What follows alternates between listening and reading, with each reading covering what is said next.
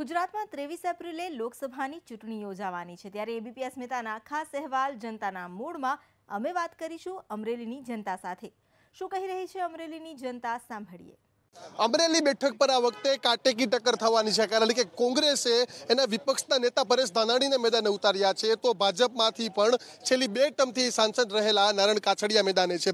ABP અસ્મિતાની team અત્યારે જે marketing yard છે ત્યાં આવી પહોંચી છે। અહીં આવેલા લોકો સાથે વાત કરીશું અને શું છે તે જાણીશું અને કેવો તેનો મુદ્દો છે તે પૂછીશું કે શું તેનો મૂડ છે અને શું કહેવા માંગે છે ચૂંટણીને લઈને। શું કહેવું છે આપનું?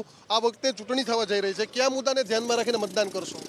10 વર્ષથી નારણભાઈ કાછડિયા સાંસદમાં છે। અમરેલી જિલ્લાને કોઈ મોટો એવો ઉદ્યોગ નથી લાવી શક્યા, નથી કાંઈ મોટી એવી ટ્રેન। ઉદ્યોગના હિસાબે અમરેલી જિલ્લાના યુવાનોને બહાર સુરત કે અથવા મોટા સિટીમાં રોજગાર માટે જવું પડે છે। એની ભાજપની અને નારણભાઈ કાછડિયા માટે મોટી નિષ્ફળતાઓ છે અને કોઈ એવું મોટું પર્યટન સ્થળ પણ નથી લઈ આવ્યા જે કે અમરેલી જિલ્લાના વાસીઓને ત્યાં આવી શકે। ભાજપની અને નારણભાઈ કાછડિયાએ ખાલી બાકડા સિવાય કોઈ અમરેલી જિલ્લામાં વિકાસ કર્યો જ નથી। બિલકુલ, આપનું શું કહેવું છે? કેવા મુદ્દા છે ને સાંસદ સભ્યએ તમારા મુદ્દા કેટલા ઉઠાવ્યા છે? સાવરકુંડલાની અંદર જો વાત કરીએ તો સાવરકુંડલાની અંદર જે કેકે હોસ્પિટલ છે તે કેકે હોસ્પિટલમાં 8 ડૉક્ટરોની જગ્યાએ અત્યારે 1 ડૉક્ટર કામ કરે છે અને બાકડા સિવાય કોઈ જાતનો વિકાસ કર્યો નથી। બહુ જાજુ કૌભાંડ એટલે કે બાવળિયાનું કૌભાંડ પણ સાવરકુંડલાની અંદર થઈ ગયું છે અને આ લોકો નકરી ફેંકવાની વાતો કરે છે। આ લોકો એમ કહે છે કે અમે એટલી સંસ્થાઓ બનાવી, પણ તમે એક સંસ્થા તો સબૂત કરીને બતાવો કે અમે આ સંસ્થા બનાવી એમ। અને આ સરકાર હાવ ખોટી સરકાર છે અને અમારા મતે અમે વાત કરીએ તો પરેશભાઈ ધાનાણી આ વખતે ફાઇનલ સાંસદ બને છે અમરેલીમાંથી। બિલકુલ, શું લાગે છે છેલ્લે તમે નારણભાઈને ક્યારે જોયા હતા વિસ્તારમાં?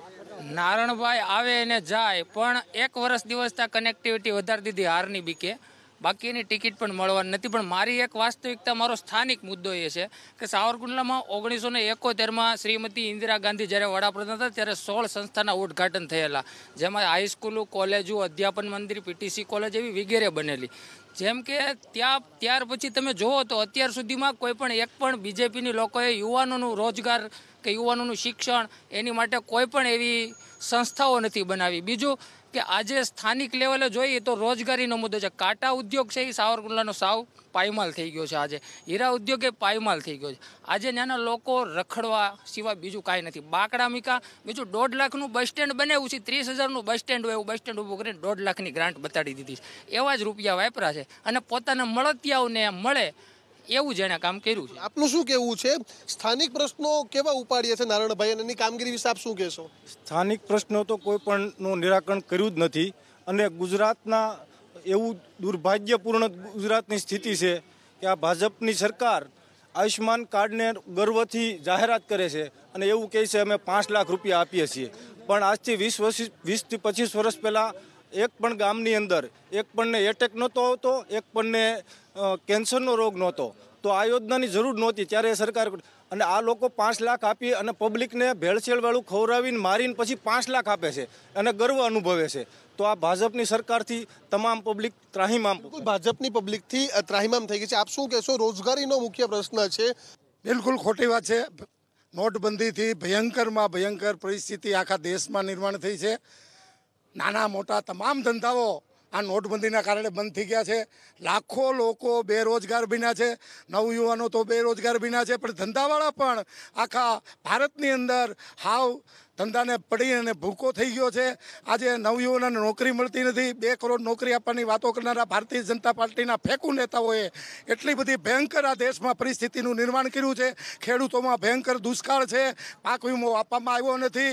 એક પણ 2,000 રૂપિયા આપવાની વાત કરી હતી, તે પણ હજી કોઈના ખાતામાં 1 પણ રૂપિયો આવ્યો નથી। ભયંકર પરિસ્થિતિની અંદર આ ભારતીય જનતા પાર્ટીને અમરેલી જિલ્લાની તમામ પ્રજાઓ નકારી અને આજે પરેશભાઈનું જે બિલકુલ, તો પરેશભાઈ ને સમર્થક લાગે છે। આપનું શું કહેવું છે? પ્રશ્નો છે આપના કોઈ સામાન્ય? આપનું શું કહેવું છે? આપ કેવા પ્રશ્નો છે અને શું કહેશો? રાહુલ ગાંધી અને મોદી બંને છે, કોને પસંદ કરશો? રાહુલ ગાંધીને। શા માટે? કે રાહુલ ગાંધી એવું કે ગરીબ બેરોજગારીને રોજગારી આપવાના છે। આ ભાજપ મોદી સરકાર તો બેરોજગારી માણસો, ગરીબ માણસોની આંચકી લીધી છે અને નારણભાઈ કાછડિયા 10 વર્ષની અંદર અમરેલી જિલ્લાની અંદર ક્યાંય પણ દેખાણ જ નથી। બાકડા કૌભાંડ, રમકડા કૌભાંડ આંગણવાડીની અંદર. તો સ્થાનિક સાંસદ સભ્ય છે તે કે દેખાણા નથી ને કદાચ તે જ તેને જ લઈને સ્થાનિક સાંસદ સભ્યથી છે તે અહીંના લોકો છે નારાજ છે અને સાથે રોજગારીનો પણ અહીં જિલ્લામાં મુખ્ય છે તે પ્રશ્ન છે તે દેખાઈ રહ્યો છે. કેમેરા પર્સન કમલેશ પટેલની સાથે દીક્ષિત ઠકરાર, એબીપી અસ્મિતા, અમરેલી.